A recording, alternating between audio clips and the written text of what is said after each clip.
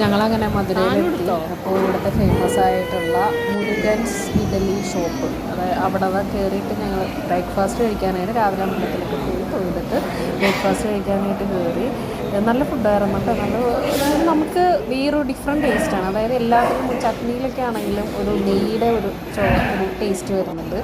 3-4 തരം ചട്നി ഉണ്ടായിരുന്നു. നല്ലൊരു പ്രത്യേക ഒരു ആംബിയൻസ് ഒക്കെ ഉള്ള എന്തായാലും അടിപൊളി ഒരു റെസ്റ്റോറൻ്റാണ്. ഇവിടെ വരുന്നവരൊന്ന് ജസ്റ്റ് ഒന്ന് ട്രൈ ചെയ്ത് നോക്കുക. ഡിഫറെൻ്റ് ആയിട്ടുള്ള ഒരു ടേസ്റ്റാണ് മുരുകൻ ഇഡ്ഡലി ഷോപ്പ് എന്ന് പറഞ്ഞാൽ മതി. അപ്പോൾ ഇവിടെ നമ്മുടെ ആ ഒരു അമ്പലത്തിൻ്റെ തൊട്ട് സൈഡിൽ തന്നെയാണ് ഇതെല്ലാം വരുന്നത് കേട്ടോ. എല്ലാം അടുത്തടുത്ത് തന്നെയാണ്. ശരിക്കും വണ്ടി എടുക്കേണ്ട ആവശ്യമൊന്നുമില്ല. നമ്മൾ ചോദിച്ചു കഴിഞ്ഞാൽ ഒരാൾ പറഞ്ഞു തരും. കാരണം അത്രയും തൊട്ടടുത്ത് തന്നെയാണ് ഷോപ്പുകളൊക്കെ. ഈ റെസ്റ്റോറൻ്റ് എല്ലാ സംഗതികളും ഇവിടെ തന്നെയുണ്ട്. ഒന്നും ഒരുപാടൊന്നും അന്വേഷിച്ച് പോകുന്നുണ്ട്. ഡിഫറെൻ്റ് ആയിട്ടുള്ള കുറച്ച് കടുകൊക്കെ അരച്ച് ചേർത്ത് പോലത്തെ ഒരു ചമ്മന്തി, പൊടിയിഡലി, വൈറ്റ് ചട്നി ഉണ്ട്. പിന്നെ പുതിനയുടെ തന്നെയാണ്. പക്ഷെ അതിൻ്റെ എല്ലാം കളർ ഗ്രീനല്ല, വേറൊരു ടൈപ്പ് കളറൊക്കെ വന്നിട്ടുണ്ട്.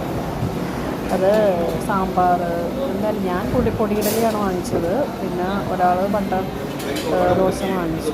സാധാരണ നമ്മൾ ചട്നിയാണെന്നൊരു ഐഡിയ. പക്ഷെ അതും ടേസ്റ്റാണ്. അതിനാണ് വൈറ്റ് പൈസ കൂടുതലായിട്ട് വരുന്നത്.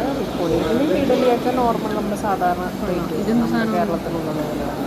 അതൊരു നല്ല ടേസ്റ്റാണ്. എല്ലാവരും ഗീയുടെ ഒരു ടേസ്റ്റ് ഉണ്ട്. അതായത് ചട്നിയിലല്ല ഒരു ഐഡിയ ഇല്ല. കുറേ ചട്നികളുണ്ട്.